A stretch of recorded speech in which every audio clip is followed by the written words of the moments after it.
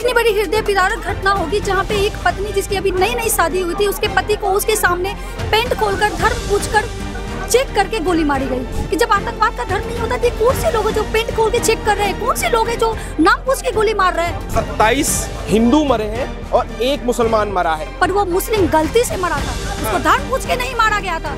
वहाँ का दुकानदार था, गलती से बीच में आ गया, गोलियां चली और उसको गोली लग गई। ये हिंदुस्तान में जो मुसलमान जो रह रहे हैं सभी जो है दोगले हैं, वो सारे जो है इस्लाम के ही चट्टे बट्टे हैं, वो हिंदुस्तान के संविधान के अनुसार नहीं चलना चाहते। इस्लामिक आतंकवाद का एक घिनौना चेहरा कल कश्मीर के पहलगाम में देखने को मिला। नाम देखकर, पैंट उतार कर, आपके गुप्तांग चेक करके 27 हिंदुओं को मारा गया। ना आपकी जाति पूछी गई, ना आपका धर्म सिर्फ आपका धर्म पूछा गया। इस पर आज दिल्ली के अंदर रोष है, पूरे भारत में चाहे हिंदू चाहे मुसलमान सबके अंदर एक रोष है।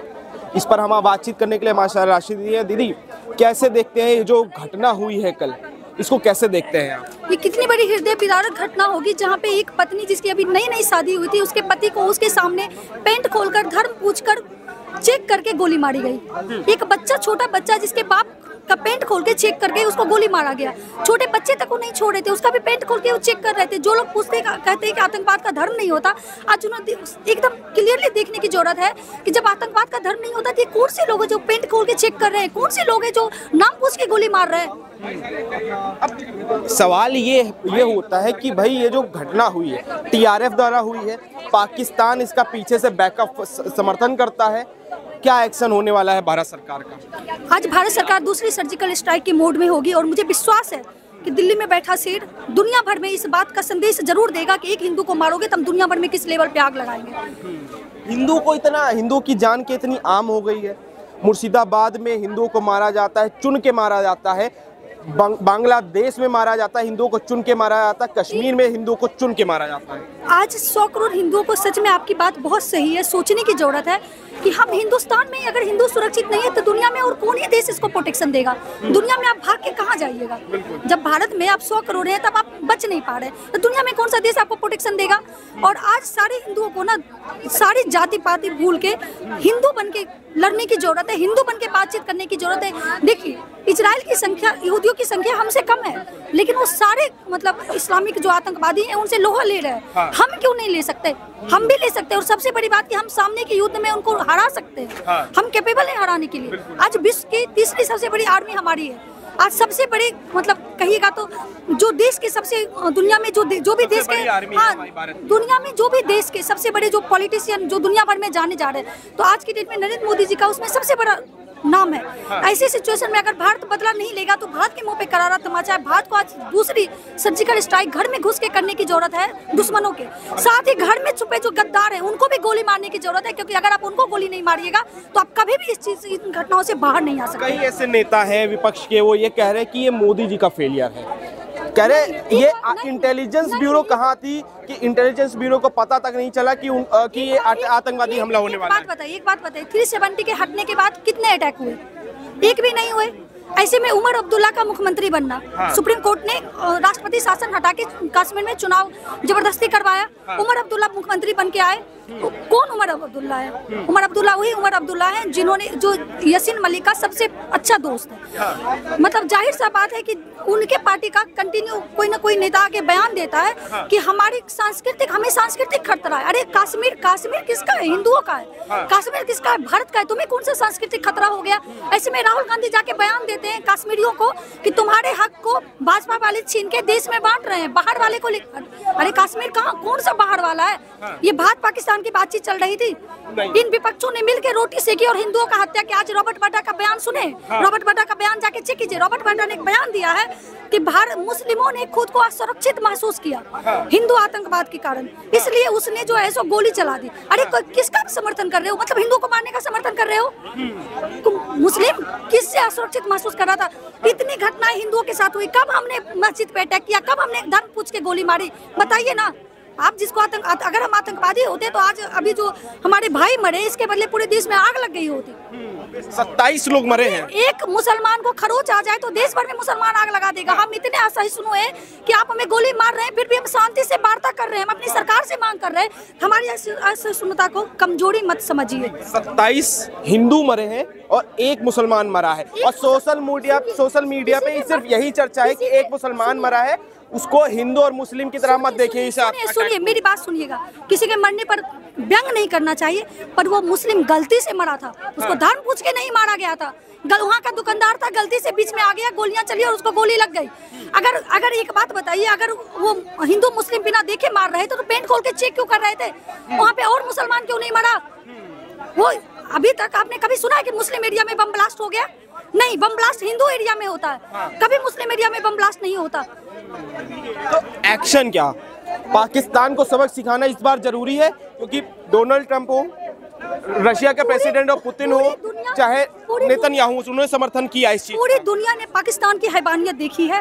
और आज सच में ये सही समय है कि वैश्विक पटल पे सारे देश एक साथ भारत के साथ खड़े होकर पाकिस्तान की बैंड बजाएं, क्योंकि मानवता का शत्रु कभी किसी का दोस्त नहीं हो सकता। आज इन्होंने भारत में हिंदू मारा, दुनिया में ईसाई मार रहे हैं, कहीं जाके बौद्धिस्ट मार रहे हैं, कहीं ये यजीदी को मार रहे हैं। ये किसी के सगे नहीं है, जहाँ कोई नहीं है तहाँ खुद को मार रहे हैं, खुद आपस में भिड़े हुए हैं। ये लोग वाले तो कह रहे हैं ना कि आतंकवाद का कोई धर्म नहीं होता, कोई मजहब नहीं होता। अखिलेश यादव का एक ट्वीट हम देख रहे थे, ठीक है, वो एक महिला जिनका पति मरा था, वो बार बार बता रही थी ना कि हम बेलपूरी खा रहे थे, गोली एकाएक चल गई।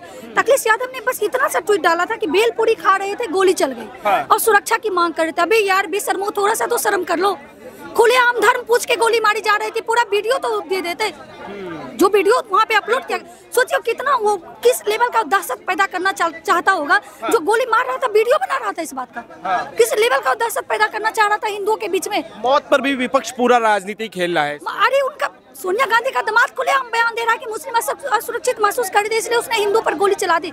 अरे हम असुरक्षित महसूस कर रहे थे, हम किस पे गोली चलाए? कांग्रेस पे जाके चलाए, कांग्रेस को बैन करने की मांग करे। जहाँ पे सोनिया गांधी, राहुल गांधी दिखे, उस पे गोली चला देनी चाहिए। इसका मतलब यही हुआ कि हम सुरक्षित महसूस कर रहे हैं। तो आप खुलेआम दंगा भड़काने की कोशिश कर रहे हैं तब। वो लोग ये भी तो कह रहे हैं कि मजहब, कोई आतंकवाद का कोई धर्म नहीं होता, कोई मजहब नहीं होता। अरे धर्म नहीं होता, हम मान रहे हैं, धर्म नहीं होता तो फिर धर्म पूछकर गोली क्यों मार रहे थे बे? धर्म पूछ के गोली मार रहे थे ना। अगर धर्म पूछ के गोली मार रहे थे मतलब धर्म तो होता है। तुम तो बता रहे हो ना कि धर्म पूछ के गोली, हिंदू होना गुनाह हो गया। वहाँ पे जो खड़े लोग थे उनके लिए सच में हिंदू होना गुनाह हो गया। सही बोले जो लोग ये कह रहे हैं ना, हम सच में चाहते कि अगला जन्म मेरा भेड़िया का और उसका मुंह नोच ले, बोलने वालों का, कि जो आतंकवाद का धर्म नहीं होता। दुनिया भर में कौन से लोग हैं जो जगह जगह आतंकवादी ऑर्गेनाइजेशन बना के अटैक कर रहे हैं? हर इस्लामिक कंट्री के पास एक उनका आतंकवादी ऑर्गेनाइजेशन है, जो खुलेआम जाके, जब आर्मी उसके पास है, आतंकवादी ऑर्गेनाइजेशन की क्या जरूरत है? तो जहाँ आर्मी से फाइट नहीं कर पाते, वहाँ पे इस्लामिक अपना जो उनका आतंकवादी ऑर्गेनाइजेशन है उसको आगे करके ये लोग फाइट करने की कोशिश करते हैं। इनका सीधा सा एजेंडा है इंसानियत। अभी की जो लड़ाई है ना, हम लोग सुनते थे ना, देवता और दानव की लड़ाई होती थी, जस्ट लाइक वैसी है कि देवता और दानव की लड़ाई है। और ये युद्ध भारत को जीतना ही होगा अपनी सांस्कृतिक रक्षा के लिए। ये युद्ध भारत को जीतना होगा अपने स्वाभिमान की रक्षा के लिए, अपनी जन्मभूमि की रक्षा के लिए। पाकिस्तान के जो आर्मी चीफ है असीम मुनीर, उनका बयान आता है, उसके 4 दिन बाद ये घटना होती है। बयान ये था उनका कि हिंदू और मुस्लिम साथ में नहीं रह सकते, इस वजह से हमने पाकिस्तान और हिंदुस्तान का बंटवारा करवाया। इसको बयान, इस वजह से ना 32% संख्या थी जब भारत और पाकिस्तान का विभाजन होता हिंदुओं का। उन्होंने हिंदुओं के खून से होली खेला, उन्होंने हिंदुओं के खून से होली खेला, इस पर भी नहीं रुके। आज कश्मीर पूरा का पूरा आग में धकेला हुआ किसका है? पाकिस्तान का धकेला हुआ। और अभी तक के इतिहास में पाकिस्तान ने ये सबसे बड़ी गलती की है, क्योंकि इस बार भारत सच में दूसरा सर्जिकल अटैक करेगा। और इस अटैक का जवाब जो है ना, इतना खराब जवाब होगा कि पूरी दुनिया इस बात को याद रखेगी कि भारत ने जवाब दिया था। पाकिस्तान इस समय हाई अलर्ट पे है, होनी चाहिए, क्योंकि उसने शेर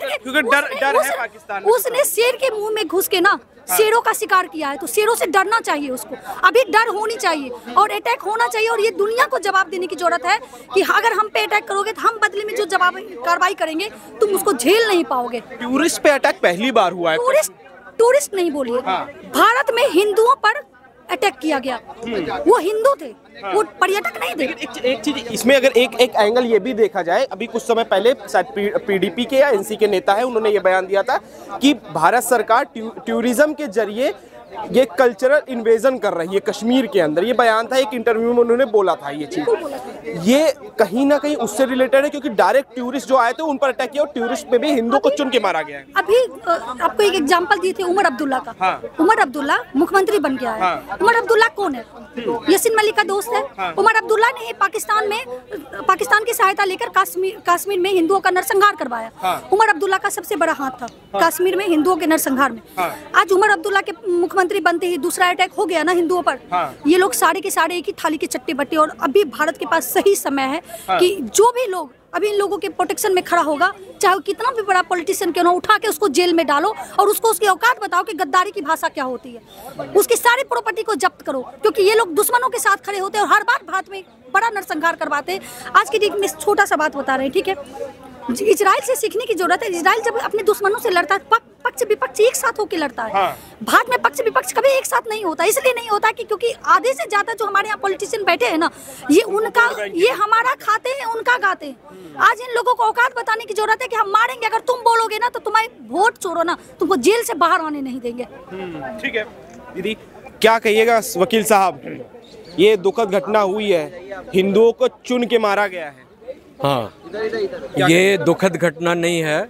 ऐसी घटना जानबूझकर जो है चोट दी गई है, तो ये दुखद नहीं, महादुखद घटना है, यू नो। और ये घटना को मैं इसलिए पहले बोला दुखद नहीं है कि शर्मसार करने वाली घटना है। देश के सामने बार बार ये घटनाएं घट रही है और मोदी सरकार के दिमाग में ये था कि सारा चीज़ खत्म हो गया है। हाँ, 10 साल से सब शांति कायम है। मानते हैं मोदी जी का फेलियर है, इंटेलिजेंस ब्यूरो का फेलियर, कि भाई इंटेलिजेंस को कैसे नहीं पता चला कि ये घटना होने वाली है? नहीं, इंटेलिजेंस डिपार्टमेंट का तो फेलियर माना ही जाए, इसमें कुछ छुपाने की बात नहीं है।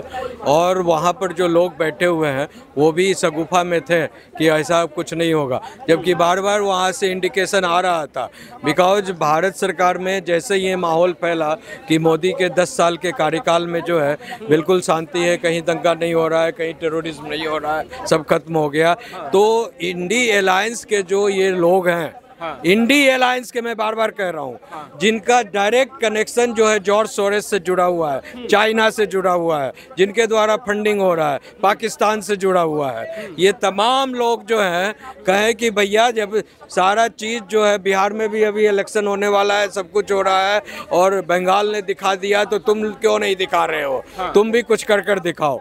तो जो अभी एक जो हिंदू पर्यटक जा रहे थे, हाँ, तो उन्होंने कहा कि कश्मीर में शांति कायम नहीं रहे और देश का, कश्मीर की जो इकोनॉमी बढ़ रही है और देश की इकोनॉमी बढ़ रही है, उसको कैसे ख़त्म कर दिया जाए, कैसे लगाम लगा दिया जाए। और पूरी दुनिया में जो एक संदेश जा रहा है कि मोदी सरकार ने जो है आतंकवाद पर जो कंट्रोल पा लिया है, तो ये तो फिर मुंह पर तमाचा है। हम लोगों के मुंह पर तमाचा है। क्या एक्शन होगा? इस तमाचे का क्या रिएक्शन देगा? ये रिएक्शन ऐसा है कि पूरे जो है संतति को नष्ट कर दी जाएगी। ये आतंकवादियों की जो जहन में घुसा हुआ है कि हमको कोई नहीं कुछ कर सकता है, तो हम मरेंगे भी तो 72 हुड़ों के पास जाएंगे। तो वह तमाम, मैं बता देना चाहता हूँ, ऐसे जो आतंकवादी मंसूबा के लोग हैं, चाहे वो पाकिस्तान में बैठे हैं कि हिंदुस्तान में बैठे हैं या दुनिया के किसी कोने में बैठे हैं, तमाम ऐसे मंसूबाधारी लोगों को जो हिंदुओं के सर्वनाश के लिए तैयार हैं, उनका सर्वनाश निश्चित है, निश्चित है, निश्चित है। कई लोग ऐसा बोलते उनके हैं घर में घुसकर मारा जाएगा। ये विपक्ष वाले कहते हैं कि भाई आतंकवाद का कोई मजहब नहीं होता। आप बताइए, मजहब होता है नहीं होता? 100% एक ही मजहब है, उस मजहब का नाम है इस्लाम, इस्लाम, इस्लाम। और इस मजहब का कोई दूसरा जो है, दूसरा कोई मजहब नहीं है जो इस तरह के काम में, वारदातों में शामिल है। और लगता है ये जो अटैक हुआ, टूरिस्ट पे जो अटैक हुआ, इससे कश्मीर का टूरिज्म खत्म करना चाहा जा रहा है? नहीं, कश्मीर का टूरिज्म का एक बहाना है। ये तो छोटी सी बात है। मूल रूप है हिंदुओं को नर्क में जगह दिखाना है, नर्क में उसको पतन के राह पर ले जाना है। और उसका जो मूल कारण है कि हिंदुओं को और भारत सरकार को एक चेतावनी दिया गया है कि देखो, अगर तुम वक्फ बोर्ड के इशू पर कानून बनाते हो, अगर 3 तलाक के इशू पर कानून बनाते हो, अगर 370 धारा हटाते हो, अगर UCCL फिर से लाते हो, तो तुम्हारे घर घर में हम आतंकवाद फैलाएंगे। तो सवाल है, ये अभी तो मुर्शिदाबाद और ये कश्मीर के इशू आया है पहलगांव का, ये हर गांव, हर देश, हर मोहल्ले में इन मंसूबों को अगर एक्शन नहीं लिया गया, आतंकवादी सोच 72 हूरों के पास जाने वाली जो सोच है, इसको कैसे खत्म करेगी भारत सरकार? भारत सरकार तो अगर नहीं घर घर में, देखिए हमारे समझ से तत्काल जो है देश में इमरजेंसी लागू कर और इन तमाम लोगों को पूरे देश से निकाल बाहर करना चाहिए। और जो आज़ादी 1947 में जो धर्म के नाम पर बंटवारा हुआ ना, तो धर्म के नाम पर जब 1947 में पाकिस्तान बन गया और सिर्फ मुसलमानों के लिए बना, हाँ, और 13% मुसलमानों को 25% लेन दे दिया गया, उसके बाद यहाँ क्यों छूट गए? क्यों छूट गए? अगर जो लोग ये कहते हैं कि हम अपनी मोहब्बत इस धरती से, हिंदुस्तान की धरती से मोहब्बत करते हैं, तो जब तुम मोहब्बत करता है तो यहाँ वक्फ बोर्ड के नाम पर क्यों रोड पर आकर चिल्लाता है? और जब आज जो हिंदू इतने लोग जो मारे जा रहे हैं, चाहे मुर्शिदाबाद में हो, बांग्लादेश में हो, या फिर जो है कश्मीर में हो, फिर से मारे गए, तो आज दो मुसलमान आपको नहीं मिलेंगे, यहाँ नहीं मिलेंगे प्रोटेस्ट करते। इसका मतलब ये है कि हिंदुस्तान में जो मुसलमान जो रह रहे हैं, सभी जो है दोगले हैं, वो सारे जो है इस्लाम के ही चट्टे बट्टे हैं, वो हिंदुस्तान के संविधान के अनुसार नहीं चलना चाहते। बहुत बहुत शुक्रिया वकील साहब। रोष जनता में है, आपके अंदर कितना रोष है, कमेंट में जरूर बताइएगा। धन्यवाद।